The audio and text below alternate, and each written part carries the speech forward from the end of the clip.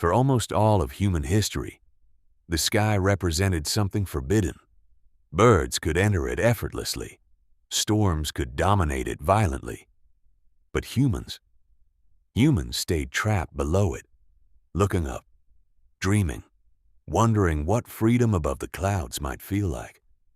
And yet, every attempt to reach the sky ended in disaster. Inventors leapt from towers wearing homemade wings. Machines shattered moments after takeoff.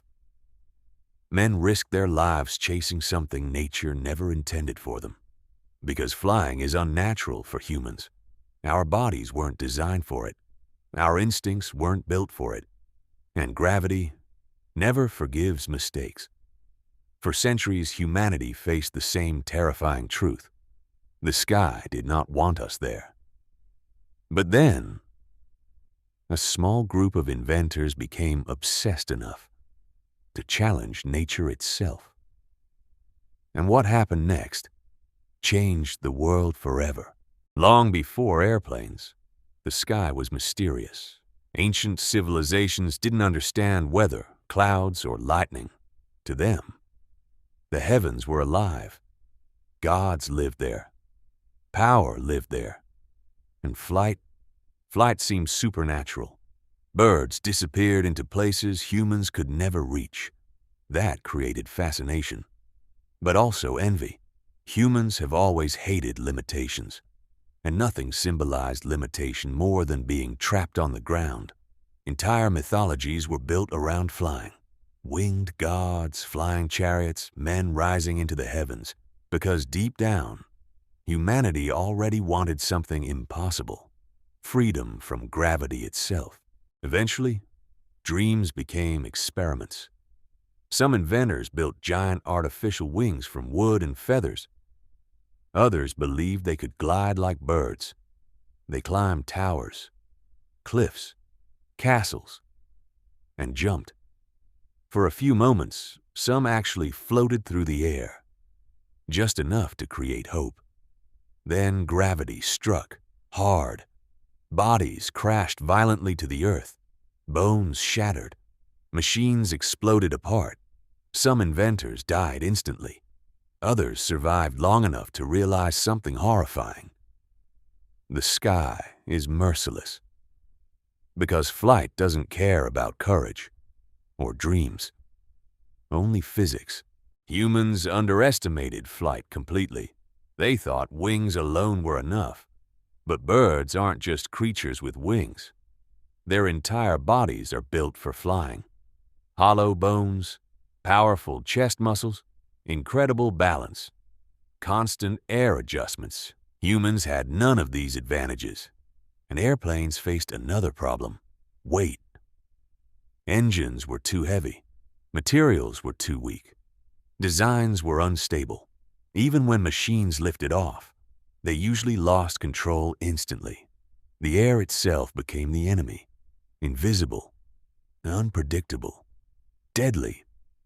And every crash reinforced the same belief: humans were never meant to fly. But some inventors refused to accept defeat. They became consumed by flight, working endlessly, sacrificing money, relationships, sometimes sanity itself. Because once someone imagines humans flying, it becomes impossible to forget. Many inventors spent decades building machines that never worked, and the public mocked them constantly. Newspapers called them fools. People laughed openly at flying experiments because to society, the idea sounded ridiculous. Imagine telling someone in the 1800s, "One day humans will cross oceans through the sky." It sounded insane. But obsession continued growing because every failure revealed something valuable: a mistake, a weakness, a hidden clue. And slowly, humanity got closer.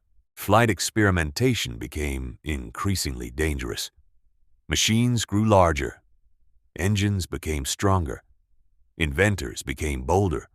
And accidents became deadlier. Some machines flipped instantly after takeoff. Others broke apart mid-air. Pilots crashed without warning. And unlike ground accidents, aerial failures happen fast. There's no time to react, no time to recover. 1 second you're flying, the next, you're falling. That fear stopped many inventors completely, but not everyone. Then came two men nobody expected to change history, Wilbur and Orville Wright. They weren't famous scientists. They weren't wealthy engineers.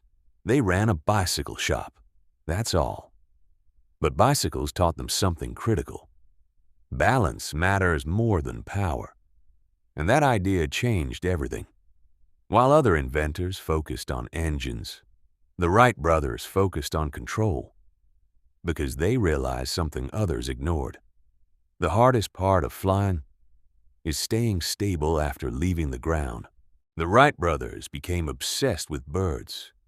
But unlike earlier inventors, they didn't just copy wings.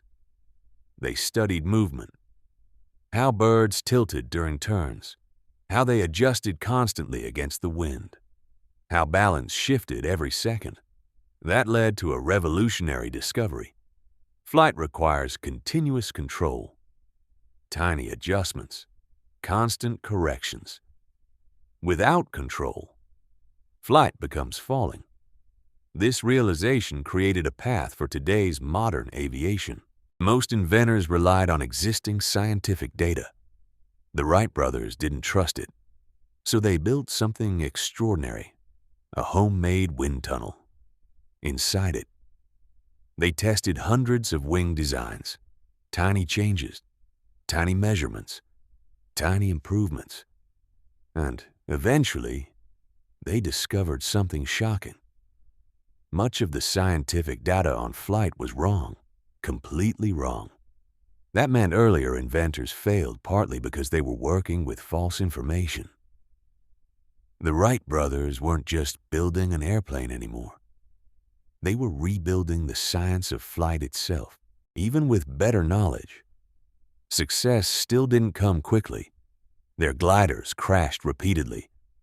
Wind conditions ruined tests. Controls malfunctioned. Sometimes the machine worked beautifully, then failed seconds later. But unlike others, the Wright brothers never treated crashes emotionally. They treated them scientifically. Every failure became data. Every mistake became improvement. And slowly, the machine evolved. By 1903, everything depended on one final machine. But deep down, the brothers knew the risk. The airplane looked fragile. Thin wood, fabric wings, lightweight engine. One structural failure could kill them instantly, and there were no guarantees, no proof, no certainty, only belief. Because when humans attempt the impossible, belief becomes everything. December 17th, 1903. Cold wind cut through the air. The machine rested silently on the sand. The engine started, loud, unstable. The airplane moved forward slowly, then faster, and suddenly it lifted. Humanity had left the ground under control for the first time in history. Only seconds long.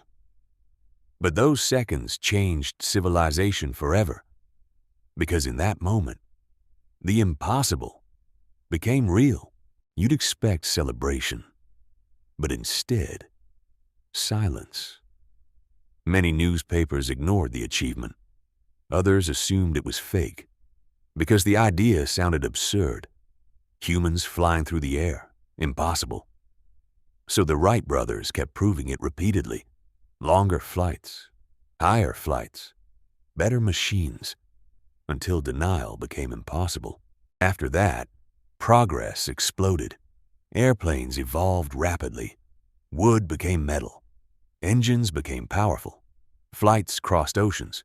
Countries became connected. The world became smaller. Airplanes transformed. Travel wore trade, human connection itself. And suddenly, the sky was no longer unreachable.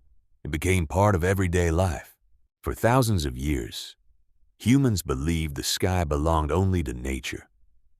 But history changes when people refuse to accept limitations. The Wright brothers didn't have unlimited resources. They didn't have perfect conditions. What they had was persistence, the willingness to fail repeatedly, without surrendering. And because of that, humanity achieved something once considered impossible. We conquered the sky.